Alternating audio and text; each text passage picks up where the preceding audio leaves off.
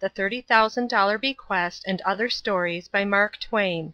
Section 6. The Curious Book, Part 1. The Curious Book, Complete. The foregoing review of the great work of G. Ragsdale McClintock is liberally illuminated with sample extracts, but these cannot appease the appetite. Only the complete book, unabridged, can do that. Therefore it is here printed. M.T. The Enemy Conquered; or, Love Triumphant. Sweet girl, thy smiles are full of charms, Thy voice is sweeter still, It fills the breast with fond alarms, Echoed by every rill. I begin this little work with a eulogy upon woman, who has ever been distinguished for her perseverance, her constancy, and her devoted attention to those upon whom she has been pleased to place her affections. Many have been the themes upon which writers and public speakers have dwelt with intense and increasing interest. Among these delightful themes stands that of woman, the balm to all our sighs and disappointments, and the most preeminent of all other topics. Here the poet and orator have stood and gazed with wonder and with admiration. They have dwelt upon her innocence, the ornament of all her virtues. First viewing her external charms, such as set forth in her form and benevolent countenance, and then passing to the deep hidden springs of loveliness and disinterested devotion. In every clime and in every age she has been the pride of her nation. Her watchfulness is untiring. She who guarded the sepulchre was the first to approach it, and the last to depart from its awful yet sublime scene. Even here, in this highly favored land, we look to her for the security of our institutions, and for our future greatness as a nation. But, strange as it may appear, woman's charms and virtues are but slightly appreciated by thousands. Those who should raise the standard of female worth, and paint her value with her virtues in living colors upon the banners that are fanned by the zephyrs of heaven, and hand them down to posterity as emblematical of a rich inheritance, do not properly estimate them. Man is not sensible at all times of the nature and the emotions which bear that name. He does not understand, he will not comprehend. His intelligence has not expanded to that degree of glory which drinks in the vast revolution of humanity, its end, its mighty destination, and the causes which operated, and are still operating, to produce a more elevated station, and the objects which energize and enliven its consummation. This he is a stranger to. He is not aware that woman is the recipient of celestial love, and that man is dependent upon her to perfect his character; that without her, philosophy, and, truly speaking, the brightest of his intelligence, is but the coldness of a winter moon, whose beams can produce no fruit, whose solar light is not its own, but borrowed from the great dispenser of effulgent beauty. We have no disposition in the world to flatter the fair sex. We would raise them above those dastardly principles which only exist in little souls, contracted hearts, and a distracted brain. Often does she unfold herself in all her fascinating loveliness, presenting the most captivating charms. Yet we find man frequently treats such purity of purpose with indifference. Why does he do it? Why does he baffle that which is inevitably the source of his better days? Is he so much of a stranger to those excellent qualities as not to appreciate woman, as not to have respect to her dignity? Since her art and beauty first captivated man, she has been his delight and his comfort. She has shared alike in his misfortunes and in his prosperity. Whenever the billows of adversity and the tumultuous waves of trouble beat high, her smiles subdue their fury. Should the tear of sorrow and the mournful sigh of grief interrupt the peace of his mind, her voice removes them all, and she bends from her circle to encourage him onward. When darkness would obscure his mind, and a thick cloud of gloom would bewilder his operations, her intelligent eye darts a ray of streaming light into his heart. Mighty and charming is that disinterested devotion which she is ever ready to exercise toward man, not waiting till the last moment of his danger, but seeks to relieve him in his early afflictions. It gushes forth from the expansive fullness of a tender and devoted heart, where the noblest, the purest, and the most elevated and refined feelings have matured and developed in those many kind offices which invariably make her character. In the room of sorrow and sickness, this unequaled characteristic may always be seen in the performance of the most charitable acts. Nothing that she can do to promote the happiness of him who she claims to be her protector will be omitted. All is invigorated by the animating sunbeams which awaken the heart to songs of gaiety. Leaving this point, to notice another prominent consideration, which is generally one of great moment and of vital importance. Invariably, she is firm and steady in all her pursuits and aims. There is required a combination of forces and extreme opposition to drive her from her position. She takes her stand, not to be moved by the sound of Apollo's lyre, or the curved bow of pleasure. Firm and true to what she undertakes, and that which she requires by her own aggrandizement, and regards as being within the strict rules of propriety, she will remain stable and unflinching to the last. A more genuine principle is not to be found in the most determined, resolute heart of man. For this she deserves to be held in the highest commendation, for this she deserves the purest of all other blessings, and for this she deserves the most laudable reward of all others. It is a noble characteristic, and is worthy of imitation of any age. And when we look at it in one particular aspect, it is still magnified, and grows brighter and brighter the more we reflect upon its eternal duration. What will she not do, when her word as well as her affections and love are pledged to her lover?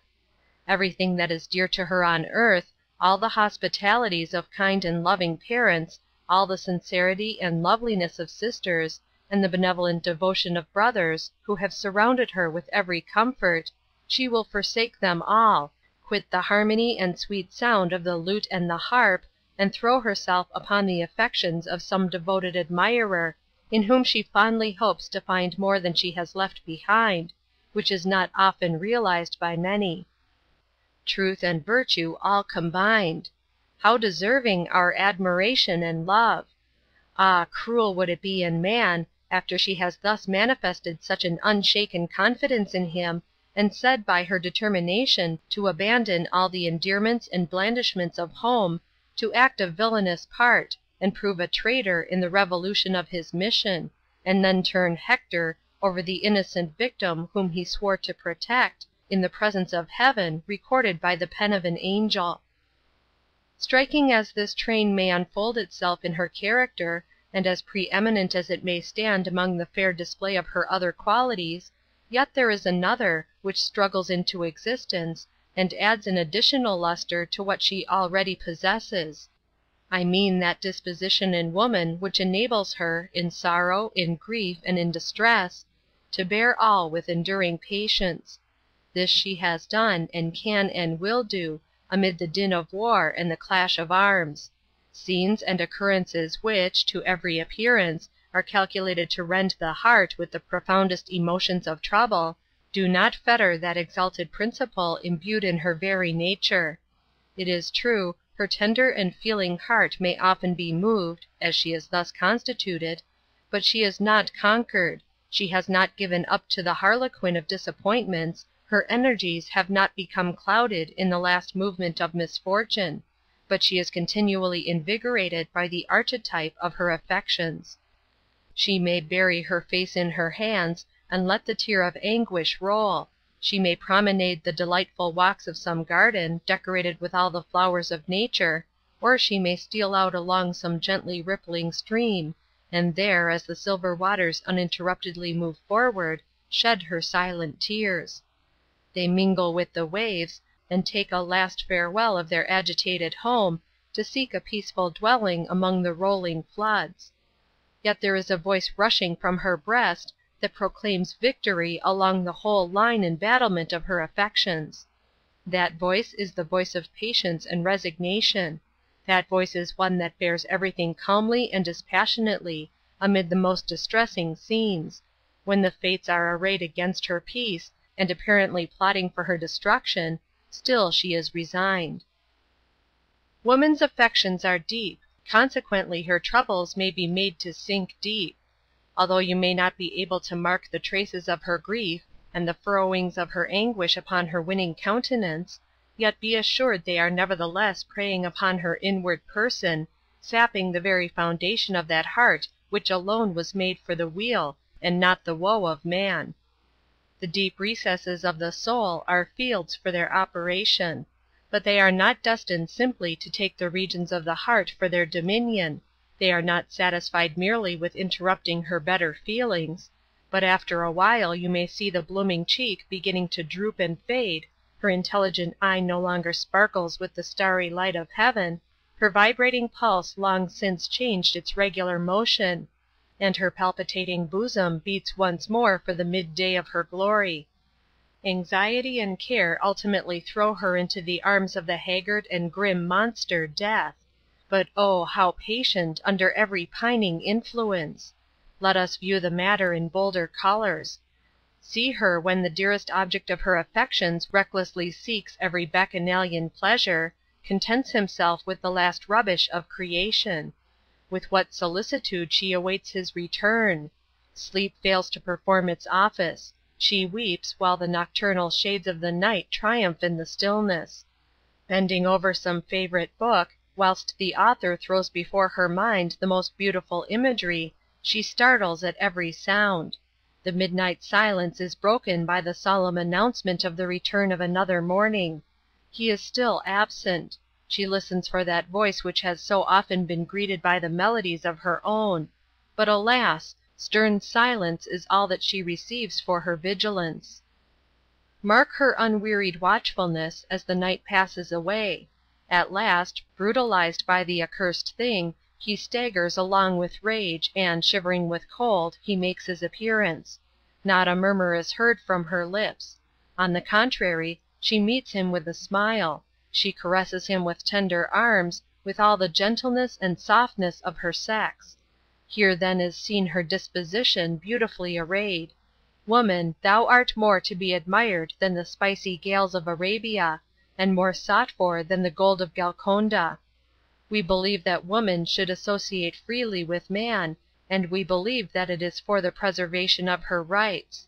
She should become acquainted with the metaphysical designs of those who condescended to sing the siren song of flattery. This, we think, should be according to the unwritten law of decorum, which is stamped upon every innocent heart.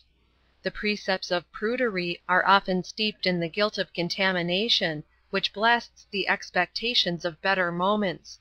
Truth, and beautiful dreams, loveliness, and delicacy of character, with cherished affections of the ideal woman, gentle hopes and aspirations, are enough to uphold her in the storms of darkness, without the transferred colorings of a stained sufferer. How often have we seen it in our public prints, that woman occupies a false station in the world; and some have gone so far as to say it was an unnatural one. So long as she has been regarded a weak creature by the rabble and illiterate, they have looked upon her as an insufficient actress on the great stage of human life, a mere puppet to fill up the drama of human existence, a thoughtless, inactive being, that she has too often come to the same conclusion herself, and has sometimes forgotten her high destination in the meridian of her glory. We have but little sympathy or patience for those who treat her as a mere rosy Melindy, who are always fishing for pretty compliments, who are satisfied by the gossamer of romance, and who can be allured by the verbosity of high-flown words, rich in language, but poor and barren in sentiment. Beset, as she has been, by the intellectual vulgar, the selfish, the designing, the cunning, the hidden, and the artful, no wonder she has sometimes folded her wings in despair, and forgotten her heavenly mission in the delirium of imagination. No wonder she searches out some wild desert, to find a peaceful home. But this cannot always continue. A new era is moving gently onward, old things are rapidly passing away, old superstitions, old prejudices, and old notions are now bidding farewell to their old associates and companions, and giving way to one whose wings are plumed with the light of heaven and tinged by the dews of the morning. There is a remnant of blessedness that clings to her, in spite of all evil influence. There is enough of the Divine Master left to accomplish the noblest work ever achieved under the canopy of the vaulted skies, and that time is fast approaching when the picture of the true woman will shine from its frame of glory, to captivate, to win back, to restore, and to call into being once more the object of her mission. Star of the brave, thy glory shed O'er all the earth, thy army led. Bold meteor of immortal birth, why come from heaven to dwell on earth? Mighty and glorious are the days of youth, happy the moments of the lover, mingled with smiles and tears of his devoted, and long to be remembered are the achievements which he gains with a palpitating heart and a trembling hand. A bright and lovely dawn, the harbinger of a fair and prosperous day, had arisen over the beautiful little village of Cumming, which is surrounded by the most romantic scenery in the Cherokee country. Brightening clouds seemed to rise from the mist of the fair Chattahoochee, to spread their beauty over the thick forest, to guide the hero whose bosom beats with aspirations to conquer the enemy that would tarnish his name, and to win back the admiration of his long-tried friend. He endeavored to make his way through Sawney's Mountain, where many meet to catch the gales that are continually blowing for the refreshment of the stranger and the traveler. Surrounded as he was by hills on every side, naked rocks dared the efforts of his energies. Soon the sky became overcast, the sun buried itself in the clouds, and the fair day gave place to gloomy twilight, which lay heavily on the Indian plains. He remembered an old Indian castle that once stood at the foot of the mountain. He thought if he could make his way to this, he would rest contented for a short time. The mountain air breathed fragrance. A rosy tinge rested on the glassy waters that murmured at its base. His resolution soon brought him to the remains of the red man's hut. He surveyed with wonder and astonishment the decayed building, which time had buried in the dust, and thought to himself, his happiness was not yet complete. Beside the shore of the brook sat a young man, about 18 or 20, who seemed to be reading some favorite book, and who had a remarkably noble countenance, eyes which betrayed more than the common mind. This of course made the youth a welcome guest, and gained him friends in whatever condition of life he might be placed. The traveler observed that he was a well-built figure, which showed strength and grace in every movement. He accordingly addressed him in quite a gentlemanly manner, and inquired of him the way to the village.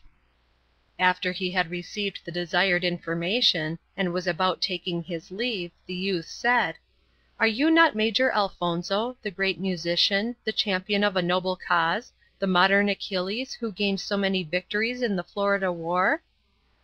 "I bear that name," said the Major, "and those titles, trusting at the same time that the ministers of grace will carry me triumphantly through all my laudable undertakings, and if," continued the Major, "you, sir, are the patronizer of noble deeds, I should like to make you my confidant, and learn your address." The youth looked somewhat amazed, bowed low, mused for a moment, and began: "My name is Roswell. I have been recently admitted to the bar, and can only give a faint outline of my future success in that honorable profession.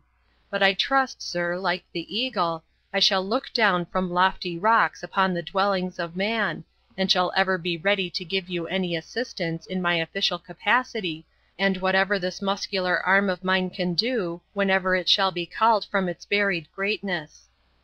The Major grasped him by the hand, and exclaimed, "Oh, thou exalted spirit of inspiration, thou flame of burning prosperity, may the heaven-directed blaze be the glare of thy soul, and battle down every rampart that seems to impede your progress."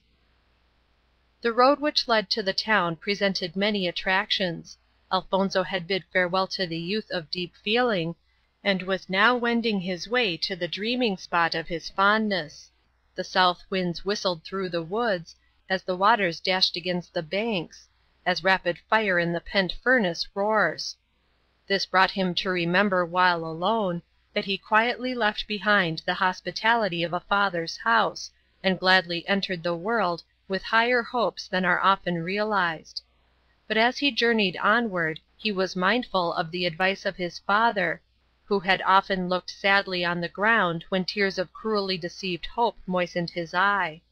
Elfonzo had been somewhat of a dutiful son, yet fond of the amusements of life; had been in distant lands, had enjoyed the pleasure of the world, and had frequently returned to the scenes of his boyhood, almost destitute of many of the comforts of life.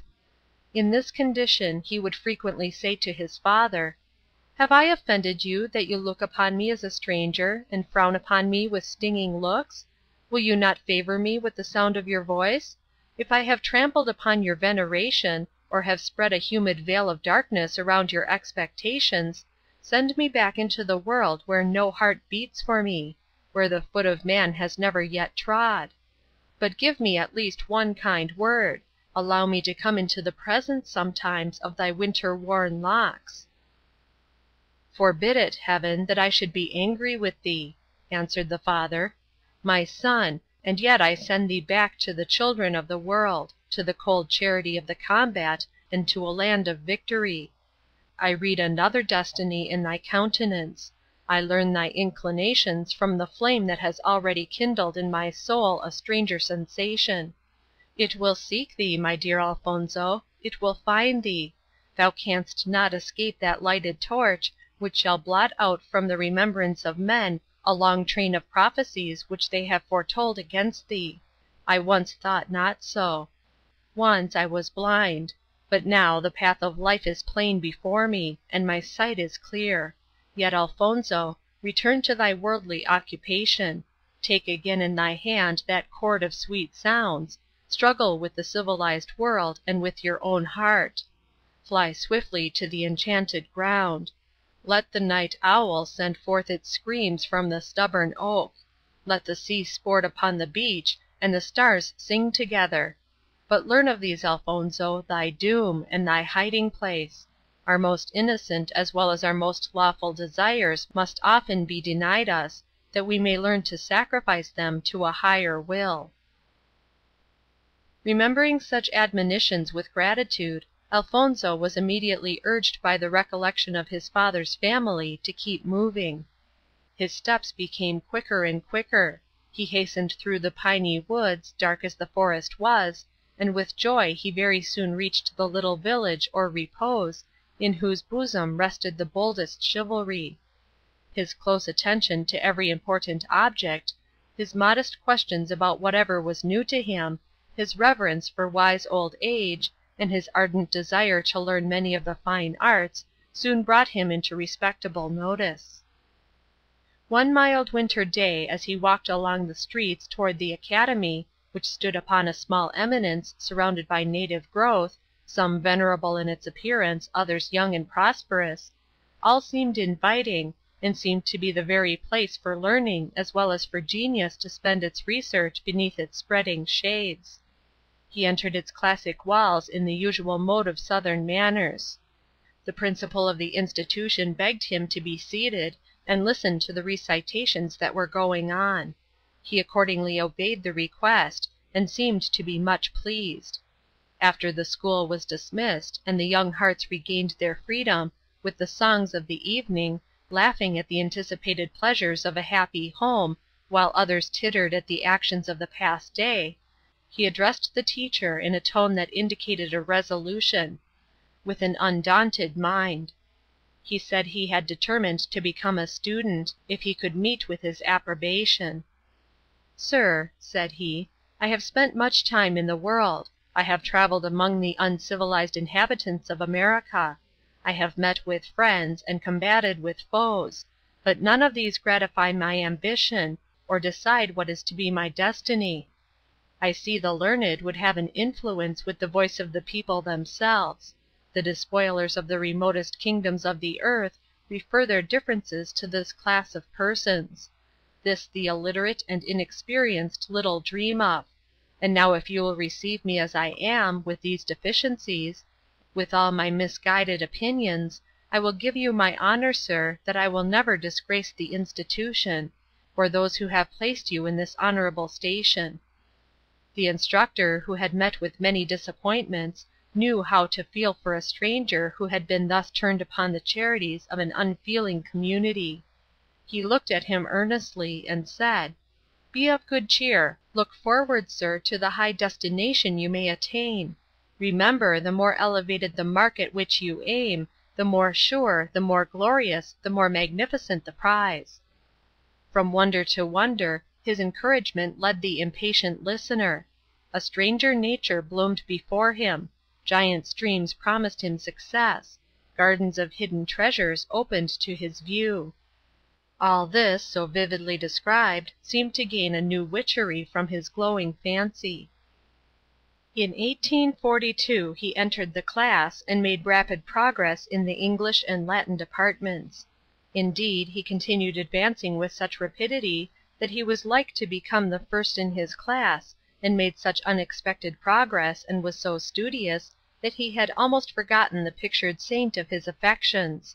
The fresh wreaths of the pine and cypress had waited anxiously to drop once more the dews of heavens upon the heads of those who had often poured forth the tender emotions of their souls under its boughs. He was aware of the pleasure that he had seen there. So one evening, as he was returning from his reading, he concluded he would pay a visit to this enchanting spot. Little did he think of witnessing a shadow of his former happiness, though no doubt he wished it might be so. He continued sauntering by the roadside, meditating on the past. The nearer he approached the spot, the more anxious he became. At the moment a tall female figure flitted across his path with a bunch of roses in her hand. Her countenance showed uncommon vivacity, with a resolute spirit, her ivory teeth already appeared as she smiled beautifully, promenading, while her ringlets of hair dangled unconsciously around her snowy neck. Nothing was wanting to complete her beauty. The tinge of the rose was in full bloom upon her cheek. The charms of sensibility and tenderness were always her associates. In Ambulinia's bosom dwelt a noble soul, one that never faded, one that never was conquered. Her heart yielded to no feeling but the love of Alfonso, on whom she gazed with intense delight, and to whom she felt herself more closely bound, because he sought the hand of no other. Alfonso was roused from his apparent reverie. His books no longer were his inseparable companions. His thoughts arrayed themselves to encourage him in the field of victory. He endeavored to speak to his supposed Ambulinia, but his speech appeared not in words. No, his effort was a stream of fire, that kindled his soul into a flame of admiration, and carried his senses away captive. Ambulinia had disappeared, to make him more mindful of his duty. As she walked speedily away through the piny woods, she calmly echoed, "Oh, Alfonso, thou wilt now look from thy sunbeams. Thou shalt now walk a new path. Perhaps thy way leads through darkness, but fear not, the stars foretell happiness." Not many days afterward, as surrounded by fragrant flowers she sat one evening at twilight, to enjoy the cool breeze that whispered notes of melody along the distant groves, the little birds perched on every side, as if to watch the movements of their new visitor. The bells were tolling when Alfonso silently stole along by the wild wood flowers, holding in his hand his favorite instrument of music, his eye continually searching for Ambulinia, who hardly seemed to perceive him as she played carelessly with the songsters that hopped from branch to branch. Nothing could be more striking than the difference between the two. Nature seemed to have given the more tender soul to Alfonso, and the stronger and more courageous to Ambulinia. A deep feeling spoke from the eyes of Alfonso, such a feeling as can only be expressed by those who are blessed as admirers, and by those who are able to return the same with sincerity of heart. He was a few years older than Ambulinia. She had turned a little into her 17th. He had almost grown up in the Cherokee country, with the same equal proportions as one of the natives. But little intimacy had existed between them until the year '41, because the youth felt that the character of such a lovely girl was too exalted to inspire any other feeling than that of quiet reverence. But as lovers will not always be insulted at all times and under all circumstances by the frowns and cold looks of crabbed old age, which should continually reflect dignity upon those around, and treat unfortunate as well as the fortunate with a graceful mien, he continued to use diligence and perseverance. All this lighted a spark in his heart that changed his whole character, and like the unyielding deity that follows the storm to check its rage in the forest, he resolves for the first time to shake off his embarrassment and return where he had before only worshipped. It could not escape Ambulinia's penetrating eye that he sought an interview with her, which she as anxiously avoided, and assumed a more distant calmness than before, seemingly to destroy all hope. After many efforts and struggles with his own person, with timid steps the Major approached the damsel, with the same caution as he would have done in a field of battle. "Lady Ambulinia," said he, trembling, "I have long desired a moment like this. I dare not let it escape. I fear the consequences, yet I hope your indulgence will at least hear my petition. Can you not anticipate what I would say, and what I am about to express? Will not you, like Minerva, who sprung from the brain of Jupiter, release me from thy winding chains, or cure me?" "Say no more, Elfonzo," answered Ambulinia with a serious look, raising her hand as if she intended to swear eternal hatred against the whole world. "Another lady in my place would have perhaps answered your question in bitter coldness. I know not the little arts of my sex. I care but little for the vanity of those who would chide me, and am unwilling as well as shamed to be guilty of anything that would lead you to think all is not gold that glitters. So be not rash in your resolution. It is better to repent now than to do it in a more solemn hour. Yes, I know what you would say. I know you have a costly gift for me, the noblest that man can make, your heart. You should not offer it to one so unworthy. Heaven, you know, has allowed my father's house to be made a house of solitude, a home of silent obedience, which my parents say is more to be admired than big names and high-sounding titles. Notwithstanding all this, let me speak the emotions of an honest heart. Allow me to say in the fullness of my hopes that I anticipate better days. The bird may stretch its wings toward the sun, which it can never reach, and flowers of the field appear to ascend in the same direction, because they cannot do otherwise, but man confides his complaints to the saints in whom he believes, for in their abodes of light they know no more sorrow. From your confession and indicative looks, I must be that person. If so, deceive not yourself." Elfonzo replied, "Pardon me, my dear madam, for my frankness. I have loved you from my earliest days. Everything grand and beautiful hath borne the image of Ambulinia. While precipices on every hand surrounded me, your guardian angel stood and beckoned me away from the deep abyss. In every trial, in every misfortune, I have met with your helping hand. Yet I never dreamed or dared to cherish thy love, till a voice impaired with age encouraged the cause, and declared they who acquired thy favor should win a victory. I saw how Leos worshipped thee. I felt my own unworthiness. I began to know jealousy. A strong guest, indeed, in my bosom, yet I could see if I gained your admiration, Leos was to be my rival.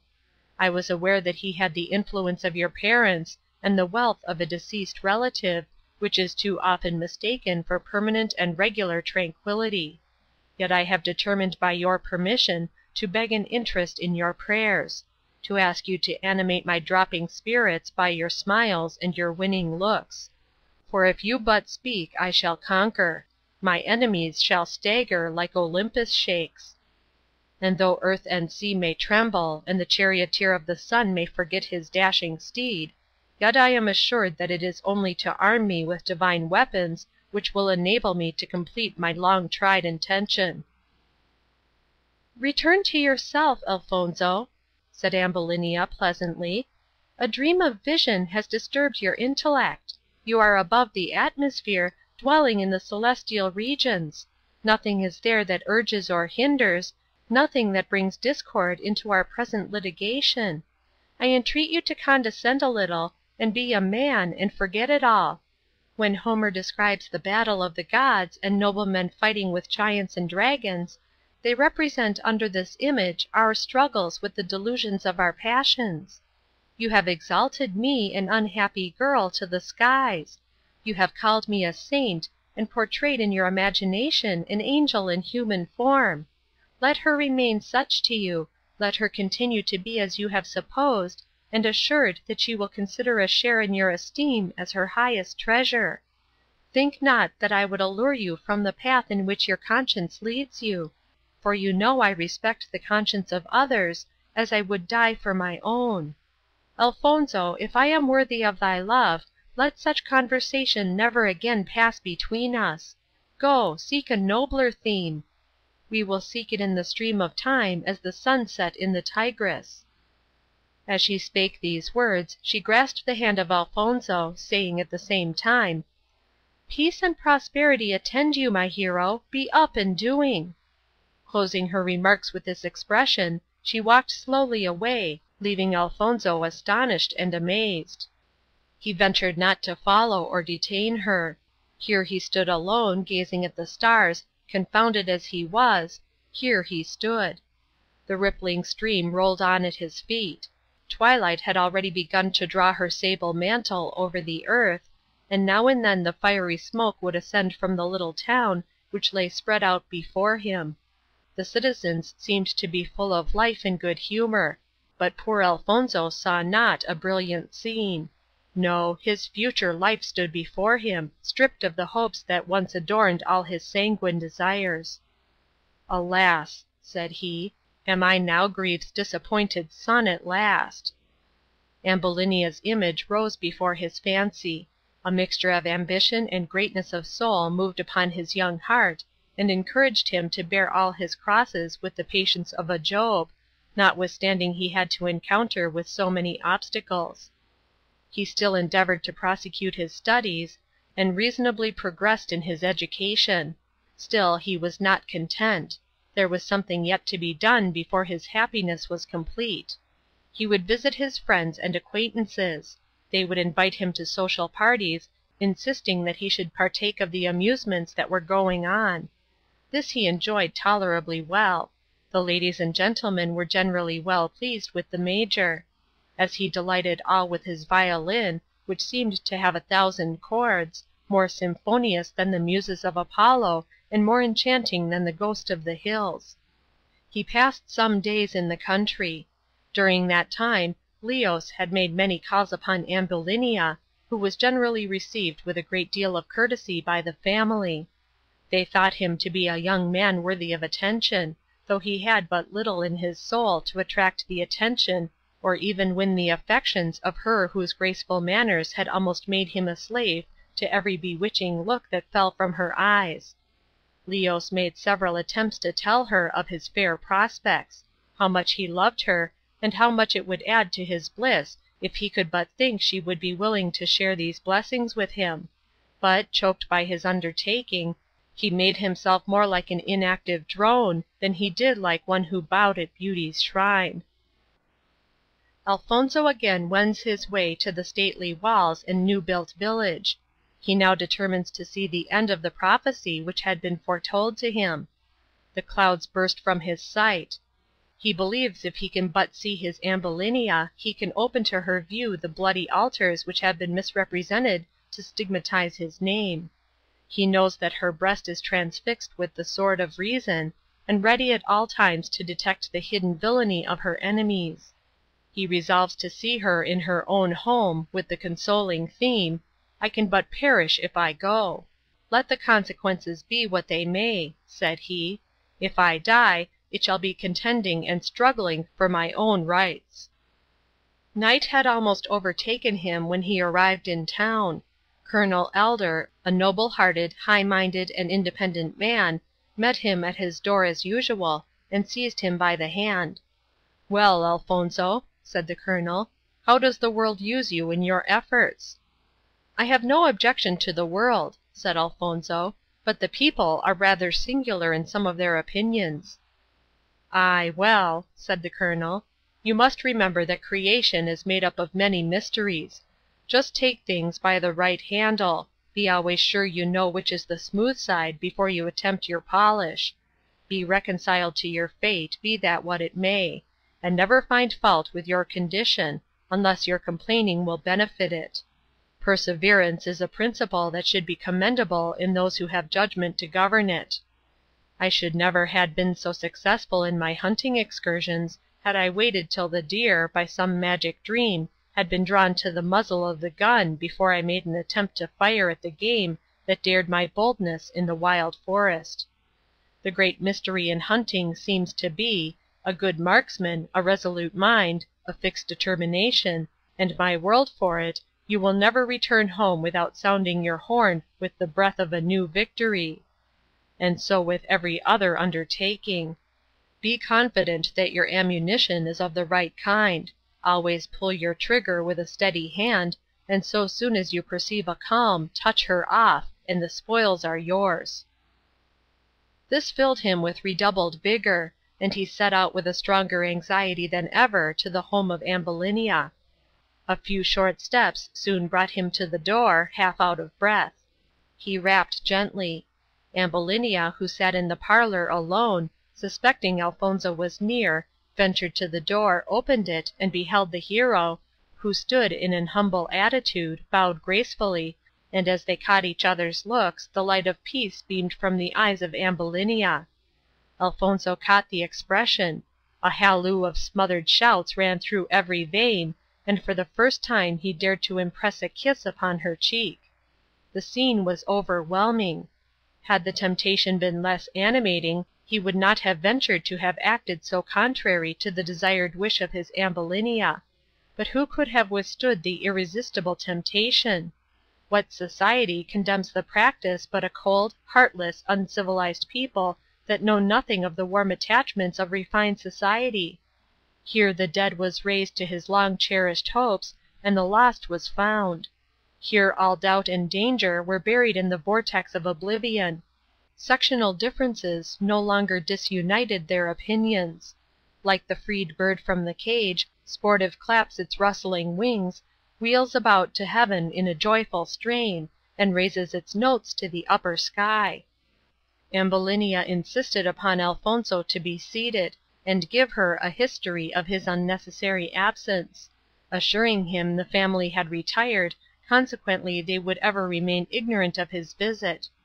Advancing toward him, she gave a bright display of her rosy neck, and from her head the ambrosial locks breathed divine fragrance. Her robe hung waving to his view, while she stood like a goddess confessed before him. "It does seem to me, my dear sir," said Ambulinia, "that you have been gone an age. Oh, the restless hours I have spent since I last saw you in yon beautiful grove! There is where I trifled with your feelings for the express purpose of trying your attachment for me. I now find you are devoted, but ah! I trust you live not unguarded by the powers of heaven. Though oft did I refuse to join my hand with thine, and as oft did I cruelly mock thy entreaties with borrowed shapes, yes, I feared to answer thee by terms, in words sincere and undissembled. Oh, could I pursue, and you have leisure to hear the annals of my woes, the evening star would shut heaven's gates upon the impending day before my tale would be finished, and this night would find me soliciting your forgiveness." "Dismiss thy fears and thy doubts," replied Alfonso. "Look, oh, look, that angelic look of thine! Bathe not thy visage in tears. Banish those floods that are gathering. Let my confession and my presence bring thee some relief." "Then indeed I will be cheerful," said Ambulinia, "and I think if we will go to the exhibition this evening, we certainly will see something worthy of our attention. One of the most tragical scenes is to be acted that has ever been witnessed, and one that every jealous-hearted person should learn a lesson from. It cannot fail to have a good effect, as it will be performed by those who are young and vigorous, and learned as well as enticing. You are aware, Major Alfonso, who are to appear on the stage, and what the characters are to represent." "I am acquainted with the circumstances," replied Alfonso, "and as I am to be one of the musicians upon that interesting occasion, I should be much gratified if you would favor me with your company during the hours of the exercises." "What strange notions are in your mind?" inquired Ambulinia.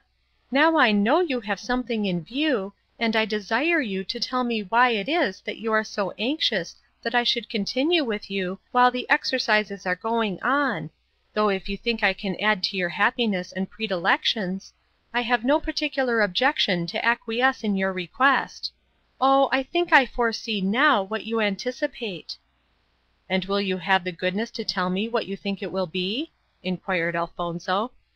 "By all means," answered Ambulinia. "A rival, sir, you would fancy in your own mind; but let me say for you, fear not, fear not.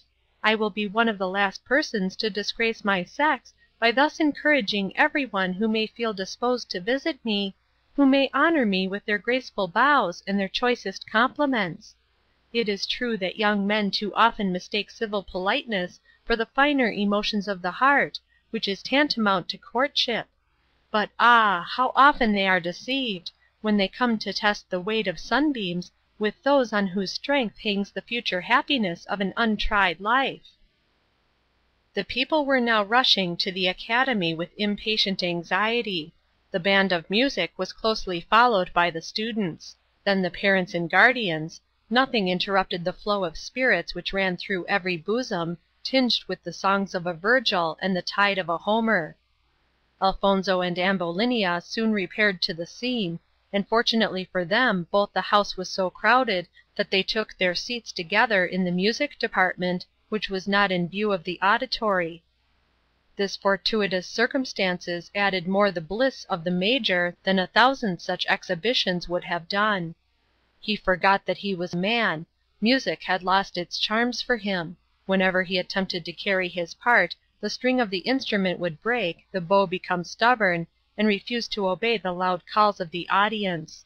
Here, he said, was the paradise of his home, the long sought for opportunity.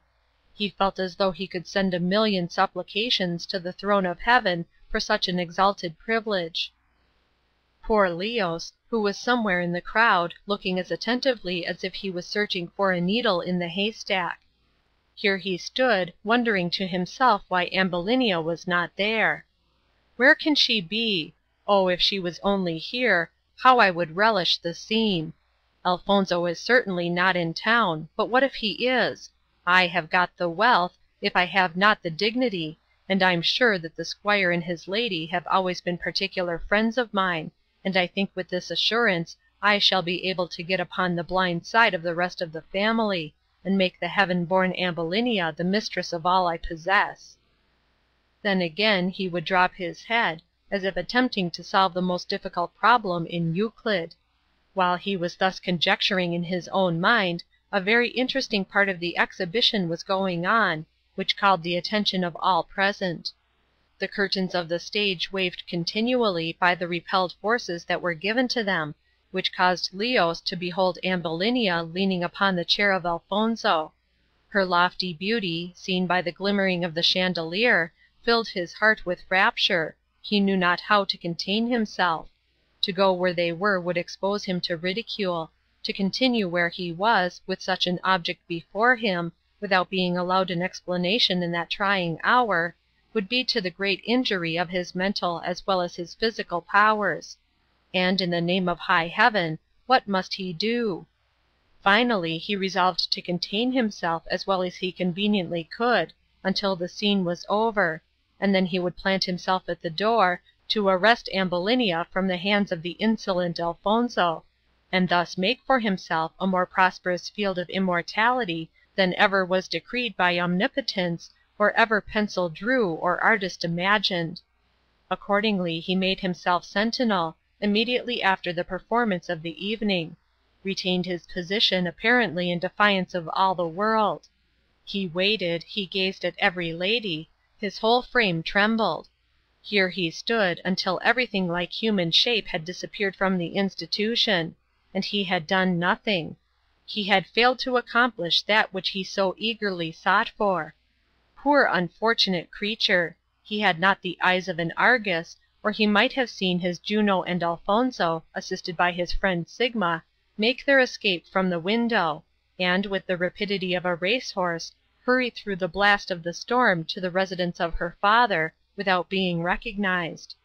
He did not tarry long, but assured Ambulinia the endless chain of their existence was more closely connected than ever, since he had seen the virtuous, innocent, imploring, and the constant Amelia murdered by the jealous-hearted Farcillo, the accursed of the land. The following is the tragical scene, which is only introduced to show the subject matter that enabled Alfonso to come to such a determinate resolution that nothing of the kind should ever dispossess him of his true character, should he be so fortunate as to succeed in his present undertaking. Amelia was the wife of Farcillo, and a virtuous woman. Gracia, a young lady, was her particular friend and confidant. Farcillo grew jealous of Amelia, murders her, finds out that he was deceived, and stabs himself. Amelia appears alone, talking to herself. A. Hail, ye solitary ruins of antiquity, ye sacred tombs and silent walks! It is your aid I invoke. It is to you my soul, wrapped in deep meditating, pours forth its prayer.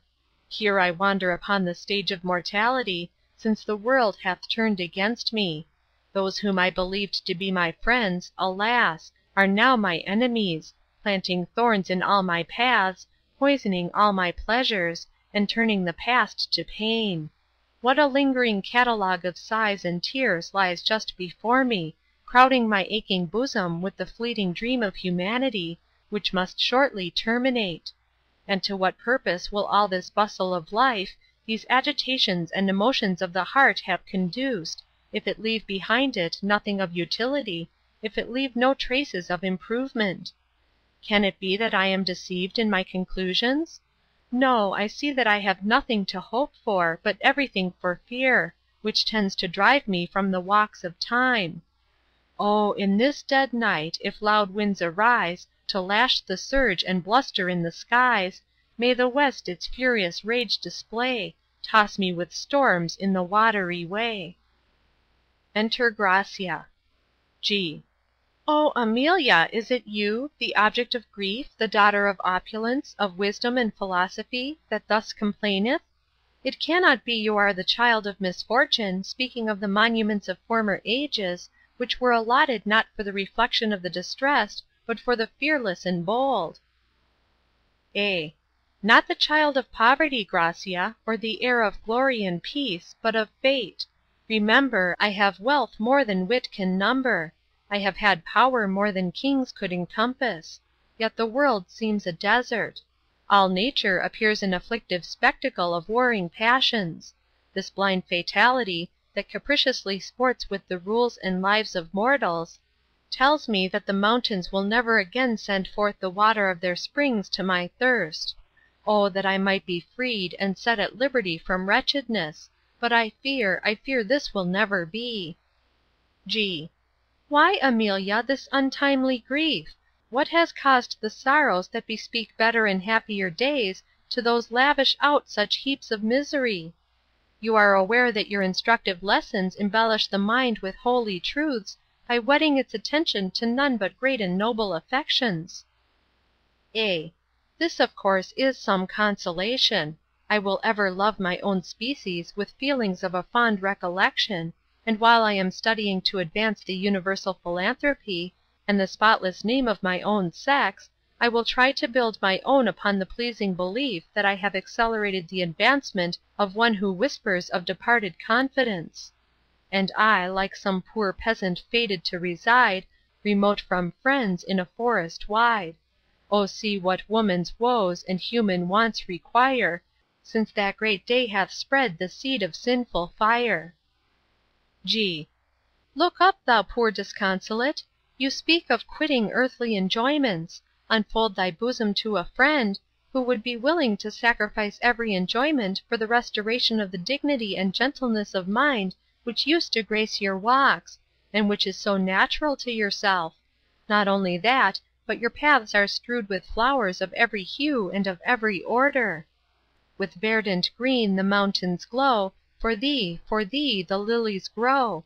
Far stretched beneath the tented hills, a fairer flower the valley fills. A.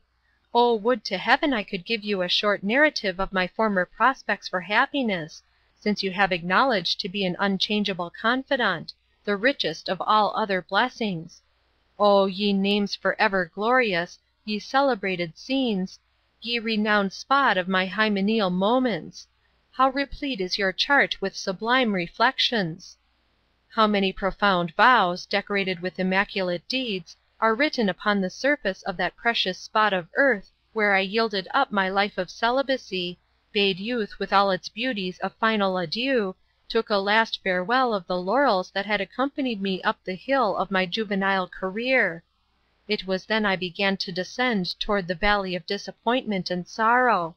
It was then that I cast my little bark upon a mysterious ocean of wedlock, with him who then smiled and caressed me, but alas, now frowns with bitterness, and has grown jealous and cold toward me, because the ring he gave me is misplaced or lost. Oh, bear me, ye flowers of memory, softly through the eventful history of past times, and ye places that have witnessed the progression of man in the circle of so many societies, and, aid my recollection, while I endeavored to trace the vicissitudes of a life devoted in endeavoring to comfort him that I claim as the object of my wishes. Ah, ye mysterious men, of all the world, how few act just to heaven, and to your promise true! But he who guides the stars with a watchful eye, the deeds of men lay open without disguise. Oh, this alone will avenge the wrongs I bear, for all the oppressed are his peculiar care. F makes a slight noise. A. Who is there? Farcillo? G. Then I must gone. Heaven protect you. Oh, Amelia, farewell, be of good cheer. May you stand like Olympus's towers, against earth and all jealous powers.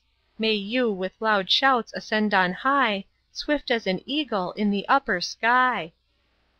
A. Why so cold and distant tonight, Farcillo? Come, let us each other greet, and forget all the past, and give security for the future. F. Security! Talk to me about giving security for the future. What an insulting requisition. Have you said your prayers tonight, Madame Amelia? A. Farcillo, we sometimes forget our duty, particularly when we expect to be caressed by others. F. If you bethink yourself of any crime, or of any fault, that is yet concealed from the courts of heaven and the thrones of grace, I bid you ask and solicit forgiveness for it now. A. Oh, be kind, Farcillo, don't treat me so. What do you mean by all this? F. Be kind, you say. You, madame, have forgot that kindness you owe to me, and bestowed it upon another. You shall suffer for your conduct when you make your peace with your God. I would not slay thy unprotected spirit. I call to heaven to be my guard and my watch. I would not kill thy soul, in which all once seemed just, right, and perfect. But I must be brief, woman. A. What, talk you of killing? Oh, Farcillo, Farcillo, what is the matter? F. I do, without doubt. Mark what I say, Amelia. A. Then, O God, O heaven and angels, be propitious and have mercy upon me. F. Amen to that, madame, with all my heart and with all my soul. A. Farcillo, listen to me one moment. I hope you will not kill me. F. Kill you, aye, that I will. Attest it, ye fair host of light. Record it, ye dark imps of hell. A. Oh, I fear you. You are fatal when darkness covers your brow. Yet I know not why I should fear, since I never wronged you in all my life. I stand, sir, guiltless before you. F. You pretend to say you are guiltless. Think of thy sins, Amelia. Think, oh think, hidden woman. A. Wherein have I not been true to you? That death is unkind, cruel, and unnatural that kills for living. F. Peace, and be still while I unfold to thee. A. I will, Farcillo, and while I am thus silent, tell me the cause of such cruel coldness in an hour like this. F. That ring, oh, that ring I so loved, and gave thee as a ring of my heart, the allegiance you took to be faithful, when it was presented, the kisses and smiles with which you honored it. You became tired of the donor, despised it as a plague, and finally gave it to Malos, the hidden, the vile traitor. A. No, upon my word and honor, I never did. I appeal to the Most High to bear me out in this matter. Send for Malos and ask him. F. Send for Malos, aye, Malos you wished to see. I thought so. I knew you could not keep his name concealed. Amelia, sweet Amelia, take heed of perjury. You are on the stage of death, to suffer for your sins. A. What, not to die, I hope, my Farcillo, my ever beloved? F. Yes, madam, to die a traitor's death. Shortly your spirit shall take its exit. Therefore confess freely of thy sins, for to deny tends only to make me groan under the bitter cup thou hast bade for me.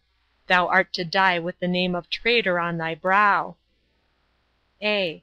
Then, O Lord, have mercy upon me, give me courage, give me grace and fortitude to stand this hour of trial. F.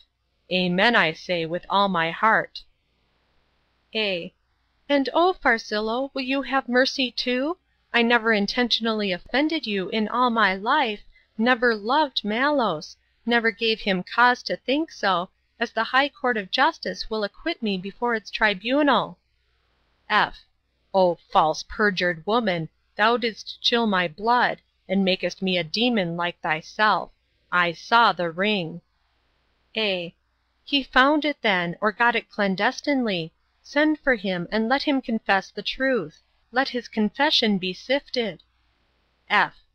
And you still wish to see him. I tell you, madam, he hath already confessed, and thou knowest the darkness of thy heart. A. What, my deceived Farcillo? That I gave him the ring in which all my affections were concentrated? Oh, surely not. F.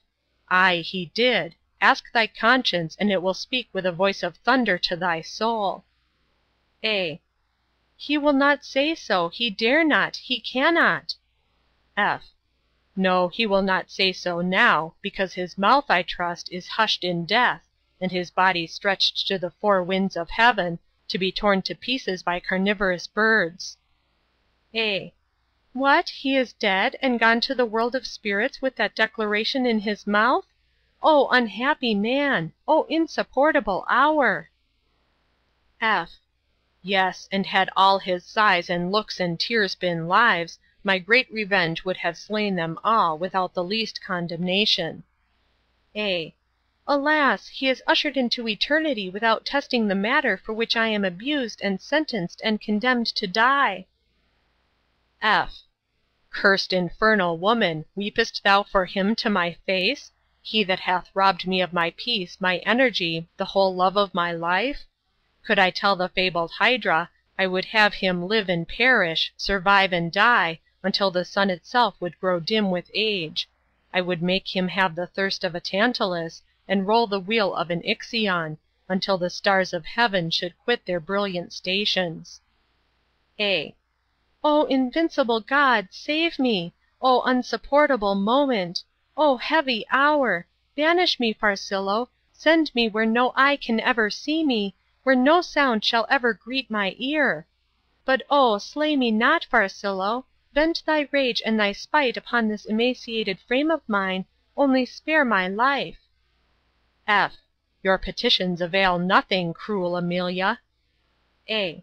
O Farcillo, perpetrate the dark deed tomorrow. Let me live till then, for my past kindness to you, and it may be some kind angel will show to you that I am not only the object of innocence, but one who never loved another but your noble self.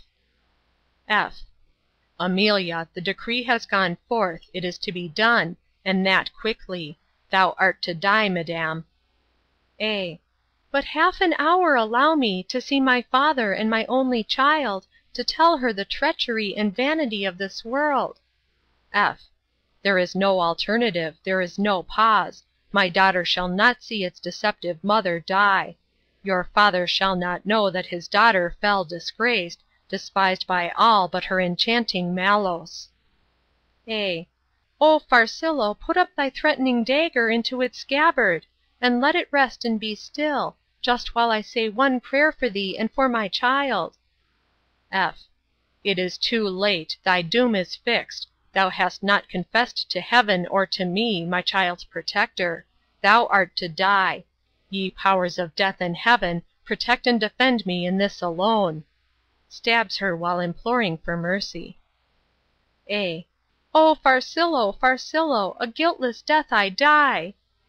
F. Die, die, die. Gracia enters running, falls on her knees weeping, and kisses Amelia. G. O Farcillo, Farcillo, O Farcillo. F. I am here, the genius of the age, and the avenger of my wrongs. G. O lady, speak once more, sweet Amelia, oh speak again. Gone, gone, yes, forever gone. Farcillo, oh cold-hearted Farcillo, some evil fiend hath urged you to do this, Farcillo. F. Say not so again, or you shall receive the same fate. I did the glorious deed, madam. Beware, then, how you speak. G. I fear not your implements of war. I will let you know you have not the power to do me harm. If you have a heart of triple brass, it shall be reached and melted, and thy blood shall chill thy veins and grow stiff in thy arteries. Here is the ring of the virtuous and innocent murdered Amelia. I obtained it from Malos, who yet lives, in hopes that he will survive the wound given him, and says he got it clandestinely. Declares Amelia to be the princess of truth and virtue, invulnerable to anything like forgetting her first devotion to thee. The world has heard of your conduct and your jealousy, and with one universal voice declares her to be the best of all in piety. That she is the star of this great universe, and a more virtuous woman never lived since the wheels of time began. Oh, had you waited till tomorrow, or until I had returned, some kind window would have been opened to her relief. But alas, she is gone, yes, forever gone, to try the realities of an unknown world. Farcillo leaning over the body of Amelia. F. Malos not dead, and here is my ring. O Amelia, falsely murdered! O bloody deed! O wretch that I am! O angels, forgive me! O God, withhold thy vengeance! O Amelia, if heaven would make 1,000 worlds like this, set with diamonds, and all of one perfect chrysolite, I would not have done this for them all. I would not have frowned and cursed as I did. Oh, she was heavenly true, nursed in the very lap of bright angels. Cursed slave that I am! Jealousy, oh, thou infernal demon! Lost, lost to every sense of honor. Oh, Amelia, heaven-born Amelia, dead, dead! Oh, oh, oh! Then let me die with thee. Farewell, farewell, ye world that deceived me. Stabs himself. Soon after the excitement of this tragical scene was over, and the enlisted feeling for Amelia had grown more buoyant with Alfonso and Ambulinia, he determined to visit his retired home, and make the necessary improvements to enjoy a better day. Consequently he conveyed the following lines to Ambulinia. Go tell the world that hope is glowing, go bid the rocks their silence break. Go tell the stars that love is glowing, then bid the hero his lover take. End of Section 6. Recording by Tricia